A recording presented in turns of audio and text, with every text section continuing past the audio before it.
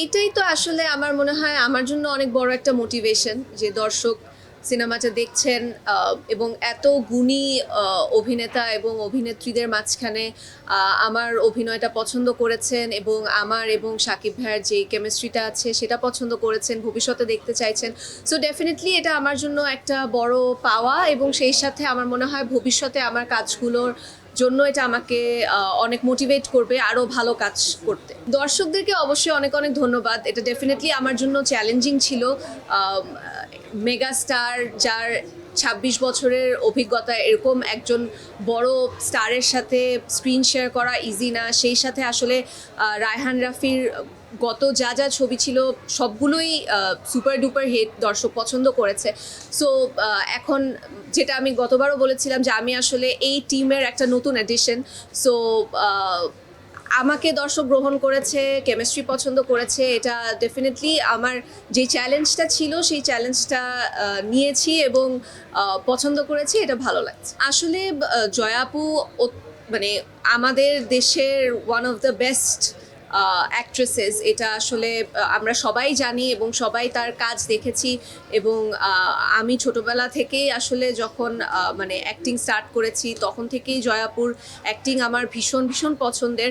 So এরকম একজন গুণী অভিনেত্রী যে সিনেমাতে আমি অভিষেক করছি সেখানে আছে, এটাও আমার জন্য একটা বড় পাওয়া। এবং সেই সাথে আপু আমাকে খুব সুন্দরভাবে মোটিভেট করেছেন এবং বলেছেন যে ভবিষ্যতে যেন আমি এই ফোকাসটা বা এই কনসেন্ট্রেশনটা দিয়ে কন্টিনিউ করি এই যাত্রায়। অবশ্যই পার্থক্য তো আছে, এটা ডিফারেন্ট মিডিয়াম। তবে আমার তো আসলে কাজ হচ্ছে অভিনয় করা।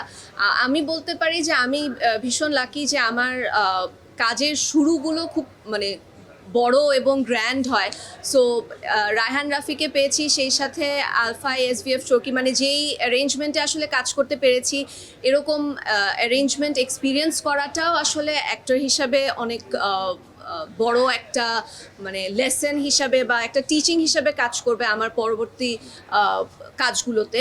এবং সেই সাথে আমি আসলে মনে করি ছোট পর্দাটা আমার মানে ছোট পর্দার আমার যে কাজগুলো ছিল দর্শক পছন্দ করেছে এবং সেখানে আমি আসলে বড় পর্দায় কাজ করার জন্য রিহার্সাল করতে পেরেছি বা ওটাকে প্র্যাকটিস হিসেবে আমি ব্যবহার করতে পেরেছি। সো দর্শক দিন শেষে আসলে আমি দর্শকের জন্য কাজ করি, আমরা সবাই দর্শকদের জন্য কাজ করি। সো দর্শকরা ভালোবাসা দিচ্ছে, এটাই আমার জন্য অনেক বড় একটা ব্যাপার। সাবিলা তো এমনি ডল, সামনাসামনিও তো না, দর্শক পছন্দ করেছে, মানে স্পেশালি লুকের ক্ষেত্রে আমরা আসলে একটু বেশি ভেবেছিলাম।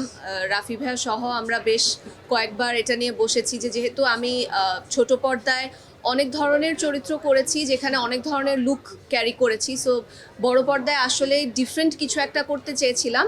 সো সেটা দর্শকরা, অডিয়েন্সরা লক্ষ্য করেছে এবং পছন্দ করেছে। সো আমাদের হেয়ার মেকআপ কস্টিউম টিমের সাথে এত মিটিংগুলো তো সার্থক হয়েছে আর কি। আমি যেটা বলবো, উনি যেরকম করে কাজ করেন, উনি যেরকম করে অভিনয় করেন, যেরকম ডেডিকেশন দেন সিনেমাতে, আমরা তো এবার দেখলাম। কারণ উনি কিন্তু শুটিংও খুব ব্যাক টু ব্যাক করেছেন, বরবাদ শেষ করার পরে এটা শুরু করেছেন এবং শুটিংয়ের মাঝখানে উনি অনেকবার অসুস্থ ছিলেন, কিন্তু সেই অসুস্থতার মধ্যে যেভাবে উনি শ্যুট করেছেন, যেভাবে ভয়েস চেঞ্জ করেছেন, যেভাবে ফাইট করেছেন, গান করেছেন, যে ডেডিকেশন। আমি প্রেস কনফারেন্স আপনাদেরকে বলেছিলাম যে এত বড় একজন মেগা স্টার, ২৬ বছর পার হয়ে গেছে ওনার, কিন্তু ওনার যে লেভেলের ডেডিকেশন, তো আমার কাছে মনে হচ্ছে ওনার এত পরিশ্রমের কারণেই ওনার সিনেমাগুলো আসলে ব্যাক টু ব্যাক এরকম হচ্ছে। উনি যেভাবে করে নিজেকে চেঞ্জ করছেন প্রতিটা সিনেমায়, লুক থেকে শুরু করে অভিনয়। এবং সত্যি কথা বলতে আমি বারবার বলছিলাম, তাণ্ডবে সবাই কিন্তু তার অভিনয় নিয়ে কথা বলছেন যে নতুন শাকিব খানকে পাচ্ছি। তো আমার মনে হয় একটা মানুষ এই লেভেলের কষ্ট করলে অবশ্যই সে সেটা রিজার্ভ করে এবং সে সেটা দেখিয়ে দিচ্ছে, তার নিজের রেকর্ড সে নিজেই ভাঙছে। তো আমি কংগ্রেচুলেশন জানাতে চাই শাকিব ভাইকে যে উনি নিজের রেকর্ড নিজেই ভাঙছেন।